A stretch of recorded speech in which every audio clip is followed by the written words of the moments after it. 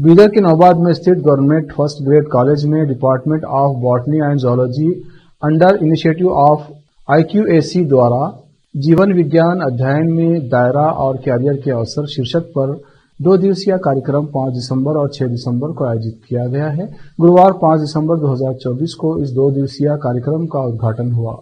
Doctor Parameshwar Nayak, registrar Bidar university Bidar ने इसका उद्घाटन किया, जबकि Ganesh Kadlewad, state president of KRVP Bengaluru सम्मानीय अतिथि थे।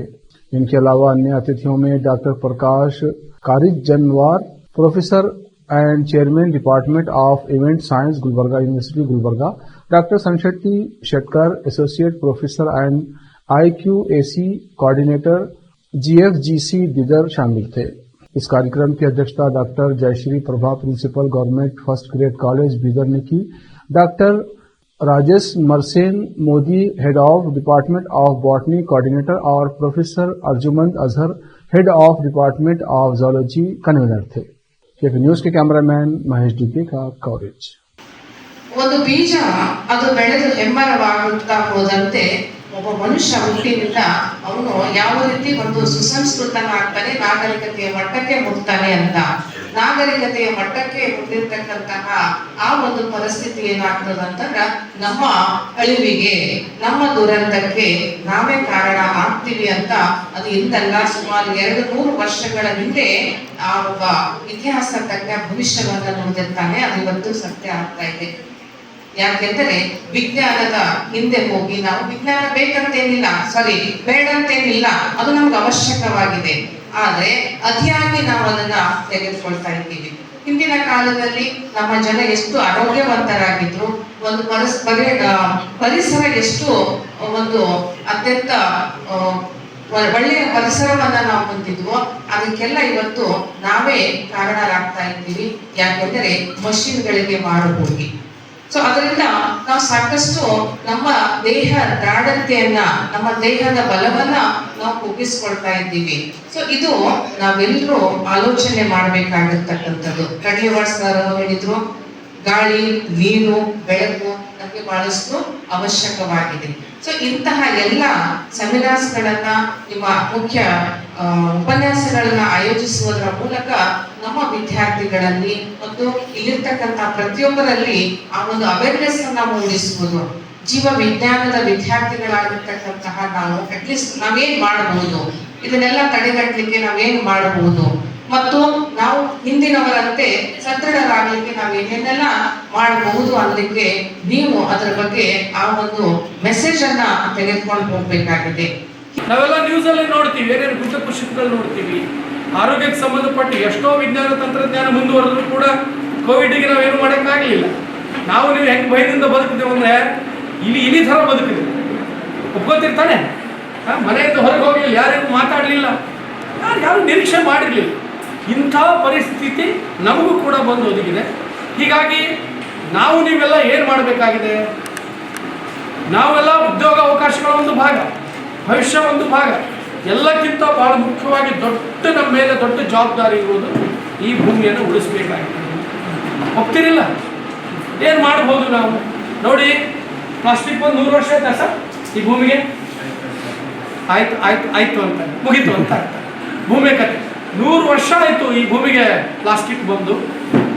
ಇವತ್ತು 100 ವರ್ಷದ ಎಲ್ಲ ಪ್ಲಾಸ್ಟಿಕ್ ಕೂಡ ಡಿಕಂಪೋಸ್ ಆಗಲಾರ್ದೆ ಈ ಮಣ್ಣಲ್ಲಿ ಹಾಗೆ ಉಳ್ಕೊಂಡು ಬಿಟ್ಟಿವೆ.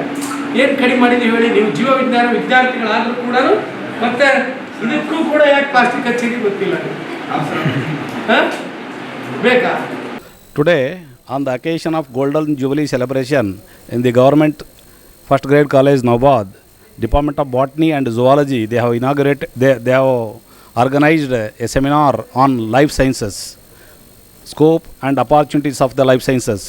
In this occasion, I have inaugurated the program very happily, and I have expressed my view on this occasion with regard to the scope and objectives of life sciences to the students. Especially the plant animals, including human being, they do not live as a single. Always they grow or live in a group. So group of the plant or animals which are adapted in a particular habitat is called as community. So ಮಾನವ ಹೇಗೆ ಸಂಘಜೀವಿನೋ, ನಮ್ಮ ಎಲ್ಲ ಜೀವಿಗಳು ಕೂಡ ಸಸ್ಯಗಳಿರ್ಬೋದು, ಪ್ರಾಣಿಗಳಿರ್ಬೋದು, ಅವೆಲ್ಲವೂ ಕೂಡ ಜೊತೆಯಾಗಿ ಯಾವಾಗಲೂ ವಾಸಿಸುತ್ತವೆ. ಅದನ್ನು ನಾವು ಲೈಫ್ ಸೈನ್ಸಸ್ ಗ್ರೂಪ್ ಅಂತ ಕರಿತೀವಿ. ಇಂತಹ ಒಂದು ಲೈಫ್ ಸೈನ್ಸಸ್ ಗ್ರೂಪ್ ಬಗ್ಗೆ ಇವತ್ತು ಗೌರ್ಮೆಂಟ್ ಫಸ್ಟ್ ಗ್ರೇಡ್ ಕಾಲೇಜ್ ನೌಬಾದ್ನಲ್ಲಿ ಜುವಾಲಜಿ ಡಿಪಾರ್ಟ್ಮೆಂಟಿಂದ doctor Raja Samarasena Modi, head of the department of botany, ಮತ್ತು doctor Anjuman Azhar, department of zoology, ಮತ್ತು ಈ ಕಾಲೇಜಿನ ಪ್ರಿನ್ಸಿಪಾಲ್ ಡಾಕ್ಟರ್ ಜಯಶ್ರೀ ಪ್ರಭಾ ಎಲ್ಲರೂ ಸೇರಿ ಈ ಒಂದು ಸೆಮಿನಾರನ್ನು ಆರ್ಗನೈಸ್ ಮಾಡಿರೋದು ತುಂಬ ವಿದ್ಯಾರ್ಥಿಗಳಿಗೆ ಮುಂದಿನ ದಿನಗಳಲ್ಲಿ ಈ ಒಂದು ಸೆಮಿನಾರಿಂದ ಒಳ್ಳೆಯದಾಗತ್ತೆ. ಅವರಿಗೆ ಫ್ಯೂಚರನ್ನು ಕೇರಿಯರ್ ಡೆವಲಪ್ ಮಾಡಿಕೊಳ್ಳಿಕ್ಕೆ ಅವರಿಗೆ ಒಳ್ಳೆಯದಾಗತ್ತೆ ಅಂತ ನಾನು ತುಂಬ ಸಂತೋಷದಿಂದ ಈ ಒಂದು ಸೆಮಿನಾರನ್ನು ನಾನು ಇನಾಗರೇಟ್ ಮಾಡಿದ್ದೀನಿ. ನನ್ನ ಹೆಸರು ಪ್ರೊಫೆಸರ್ ಪರಮೇಶ್ವರ್ ನಾಯಕ್ ಟಿ, ಕುಲಸಚಿವರು, ಮೌಲ್ಯಮಾಪನ, ಬೀದರ್ ವಿಶ್ವವಿದ್ಯಾಲಯ. ಬೀದರ್ ಒಂದು ಕಲ್ಯಾಣ ಕರ್ನಾಟಕದ ಪ್ರದೇಶವಾಗಿದ್ದು ಇಲ್ಲಿ ಜೀವವಿಜ್ಞಾನ ಅಧ್ಯಯನಕ್ಕೆ 2 ವರ್ಷ ಅಥವಾ 3 ವರ್ಷದ ಒಂದು ಸರ್ವೆ ಪ್ರಕಾರ ವಿದ್ಯಾರ್ಥಿಗಳು ಬರೀ ಜೀವವಿಜ್ಞಾನ ತಗೊಂಡ್ರೆ ಟೀಚಿಂಗ್ ಪ್ರೊಫೆಷನಿಂದ ಮಾತ್ರ ಇರ್ತಾರೆ. ಬಟ್ ಜೀವವಿಜ್ಞಾನ ವಿಭಾಗದಲ್ಲಿ ವಿಪುಲವಾದ ಅವಕಾಶಗಳು ವಿದ್ಯಾರ್ಥಿಗಳಿಗೆ ಮನದಟ್ಟಾಗಬೇಕು.